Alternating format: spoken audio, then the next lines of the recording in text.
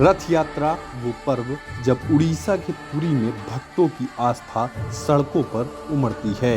जब लाखों लोग भगवान जगन्नाथ के दर्शन के लिए दूर दूर से आते हैं, जब श्रद्धा का सागर इंसानों के हुजूम में बदल जाता है, लेकिन यही श्रद्धा कभी कभी त्रासदी में तब्दील हो जाती है।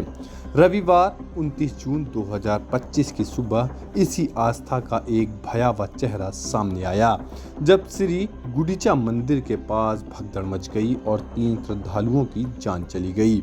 पुरी जिले में इस साल की रथ यात्रा उत्सव उस समय मातम में बदल गया, जब सुबह करीब 4 बजे श्री गुंडीचा मंदिर के पास भीड़ अचानक अनियंत्रित हो गई और भगदड़ की स्थिति निर्मित हो गई।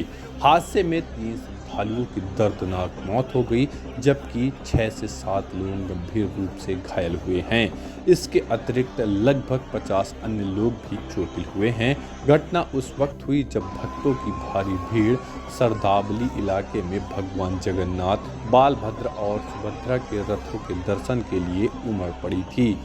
पुरी के जिलाधिकारी सिद्धार्थ स्वैन ने बताया कि यह हादसा उस वक्त हुआ जब हजारों की संख्या में श्रद्धालु रथ यात्रा का दर्शन करने के लिए मंदिर के बाहर एकत्र हुए थे।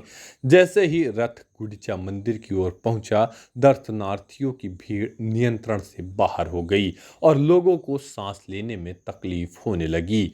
उड़ीसा के विधि मंत्री पृथ्वीराज हरिचंद ने इस दुखद घटना की पुष्टि करते हुए इसे दुर्भाग्यपूर्ण और चिंताजनक बताया।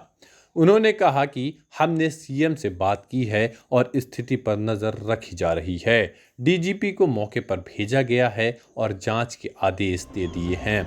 उन्होंने बताया कि यह हादसा दम घुटने और निकासी के समुचित प्रबंधन के अभाव में हुआ है। पुरी के स्थानीय निवासी स्वधीन कुमार पांडे ने प्रशासन पर गंभीर आरोप लगाया। उनके अनुसार रात 2 से 3 बजे के दरमियान वह मंदिर के पास ही थे। वीआईपी के लिए अलग रास्ता बना दिया गया था, जबकि आम श्रद्धालुओं को दूर से ही लौटने को कहा जा रहा था। इसी से भीड़ एक तरफ सघन हो गई और हादसा हुआ। उन्होंने यह भी कहा कि रात में प्रशासनिक अमला मौजूद नहीं था। कई अनाधिकृत वाहनों को प्रवेश मिल गया और सबसे बड़ी समस्या निकास द्वार की थी। ऐसे में यह सवाल उठता है कि क्या हर साल होने वाले इस भव्य आयोजन के लिए प्रशासन ने कोई ठोस सुरक्षा व्यवस्था नहीं की थी।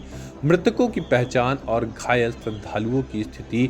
हादसे में जिन 3 लोगों की जान गई, उनकी पहचान बोलागढ़ निवासी बसंती साहू, बालीपटना निवासी प्रेमकांत मोहती और प्रवाती दास के रूप में की गई है।